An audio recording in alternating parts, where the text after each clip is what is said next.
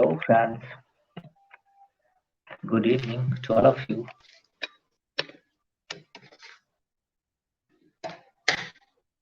I welcome to all of you to my channel, My Opinion. The topic is very important for international relation. Those who wants to know are willing to know about the where country is moving ahead, the uh, India's relationship with the foreign countries. I invite all of you to my channel and engage with me, comment on my uh, opinion. Your comment does matter. Uh, any kind of suggestions if you want to make, you can do it. So my topic of today is India and United Arab Emirates relationship. Why it is important? Because the Indian Prime Minister is on the visit to UAE, and he will also go to Qatar as well. Qatar is an important country for India in the Middle East. So my point of focus today is UAE. UAE and India has diplomatic engagement since many years or even 1,000 years.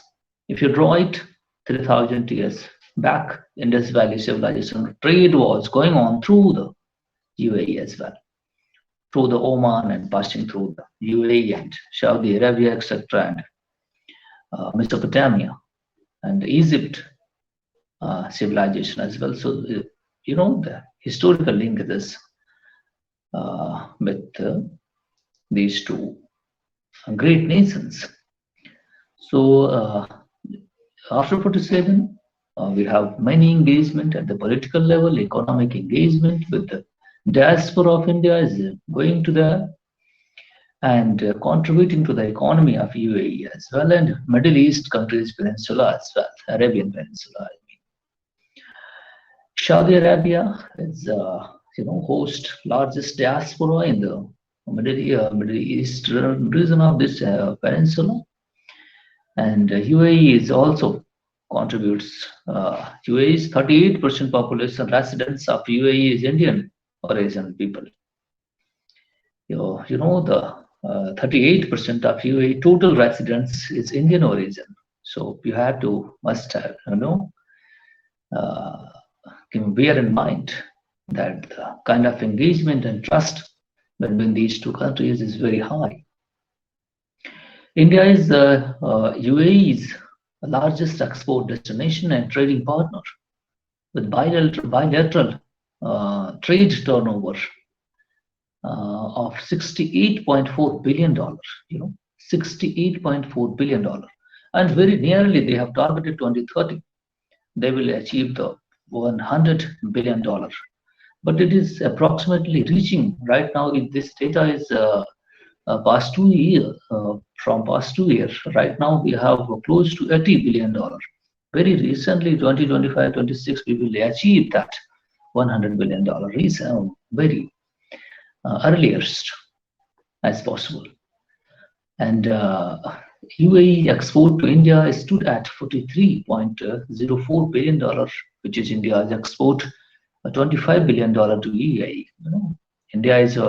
I think UAE is the third largest exporter of India's goods. So that is very important. You have to note this.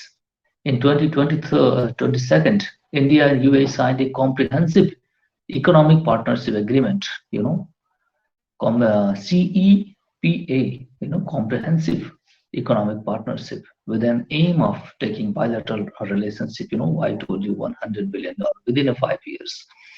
So India UAE has defense ties as well since 2003, and making marked by the joint exercise, like the very recently they conducted exercise in Rajasthan, Desert Eagle, and Gulf Star One.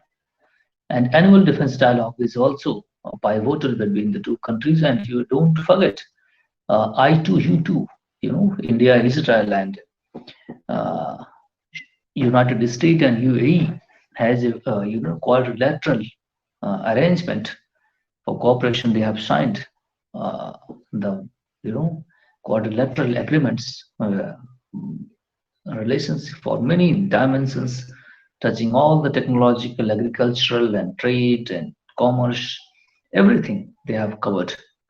And India, UAE trust India, and it takes India as a serious country. India proportionately, vice versa, responding by the same thing. So that's a very nice thing. Since Prime Minister Narendra Modi came to power in 2014, he is aggressively, wants to engaging with the Arabian Peninsula, all the 5 and 6 countries in Peninsula. India is since Prime Minister for Modi came to power, and he is uh, unrestrictedly engaging with uh, these peninsular countries. Very nice engagement we have with Saudi Arabia. Saudi Arabian prince in G20 meeting came to India, and India offered it a state visit 1 day plus. Mr. Prime Minister MBS uh, took 1 day extra when he visited G20 meeting India. In November month, I think the first four, I think November or September 2023 was. So this is a very important thing to note that we have an Oman, the king of Oman visited India just 2 months, ago, and he signed a comprehensive agreements plan with India. 34 years, 30 plus year after 34 years, that this king, Oman king, came to India as an official visit, and India offered it many ways. When they have put forward a free trade agreement kind of a proposal, and these are negotiations going on there. You must have to understand the level of engagement that India or Indian diaspora presence in this Arabian Peninsula region, the West Asia. India call it West Asia, and the Western worlds call it Middle East. So this is very, very important, and it is a strategic machinery. Arabian Peninsula is very strategic, point for India. India that's why India is investing a lot, and a kind of trade route corridor have also been incorporated, and this is going to connect the India through the UAE, through the Arabian Peninsula, and Saudi Arabia, and Jordan, and Israel, and passing through will connect it to the through the Middle East, Mediterranean Sea, and will connect it to the Europe. This India-Europe corridor is also have been in the concept, and it is being realized. Discussions is going on, and the formulation of this corridor, India and Europe connecting corridor through the Middle East, is on the concept. In G20 meeting in September last year, this corridor was discussed, and it is being realized, and this will reduce the trade time. Goods passing through the Red Sea takes too much long time, and it is a kind of riskier through if the trade pass through this kind of thing, because of pirates kind of thing, and Yemen is also attacking right now today. That's why the importance of this corridor is very high. So that's why UAE is very important for India. And for UAE, India is also reciprocating very same thing. That's why we have very kind Mr. Uh, Prime Minister of President of UAE has also visited just 1 month ago to India in a called as Gujarat Summit, vibrant summit, Gujarat. So he visited and wrote so, you know, Prime Minister Modi's personal engagement with the world leaders is kind of you know, a different kind of affair. So you must have to understand this very, uh, the trust-based relationship we have right now, and we are flourishing and progressing, strengthening our relationship with this particular land, Arabian Peninsula, and it is very important for India, strategically as well as trade and kind of because it is has the wealth as well. So Indian diaspora just going to there just 5 and 6 hours, I think, flight time that will connect with India and the peninsular countries. So they have also good, investment destination for these peninsular states. India is a good destination for these. They have the money, and India has, the kind of, uh, you know, uh, a democratic kind of system which, supports economic investment. And Prime Minister Modi opened up all the dimensions of economic investment opportunities, and it is supporting investment. They have investment councils and one window system through which any country, any foreign investors can invest and get it the benefit of this market. So the destination is India is a very nice destination for all over the world, and I will tell you the data that foreign portfolio investment, FPI and FII, foreign institutional investors in India is very, very high, and per year $80 billion investment is going on, which was past 20 years just some millions people were investing. So the market, and we have 1.4 billion plus people in the huge market. So we have investment ecosystem as well in India. So all over the world, people are now investing a lot of money. Our foreign exchange reserves is going all the way $600 billion plus. I think the third rank in the world in foreign exchange reserves. We have the third rank. So right now, India's economy, uplifting and going up and up each and every day.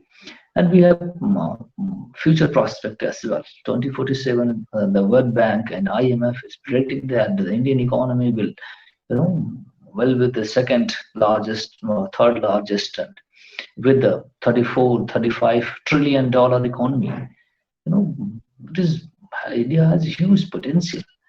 68% of our population is youth. They can contribute a lot, and they are contributing it. They are getting the opportunities at proportional to their knowledge and strength and skills. I'm not shaping and I'm not saying that everybody will get the job, but those who have the skill, kind of required skill, will definitely get it. So skill development program is also going on. The capacity building is India is investing a lot. And if you see the Indian economy, you will see the lot of growth. Just see the 10 years future prospect, you will get it. What I'm saying. It is not a blurred vision. It is a clear vision. And India is going ahead and will go ahead. It has a future, and world trusts it. You can, if you want to check it, you can go and see the, foreign investment in India. You will see the, exponential rise. So you can judge that by through that data, the trust world trust India and its economy, as we are the fifth largest economy. But keep in mind, bear in mind, I'm not arguing, I'm not supporting any political party. I am simply saying that what is the status of our economy and what is we are going ahead. India has a lot of potential. We are just worth 300 and 3.5 trillion or 4 trillion economy right now. The world GDP is just less than 3% of our GDP in the world. So India must have to contribute more and more, uh, and it gets the proportion what India has strength. You know, our unemployment rate is as per the uh, youth, a lot of youth in India is very high. People are unemployed. Yes, it is accepted, but skill training and kind of things needed to get the job. Job are being created, but you need to be upskilled to get the job. So thank you very much. That is I wanted to tell you. The political engagement is very high, and economic engagement, trade, and historical linkages. We are moving ahead far and far, and we have a trust relationship, trust-based relationship with this particular region, peninsula region, um, and we have a friendly relation. Thank you very much for watching. If you like it, please comment on it and share with your friend. Thank you very much.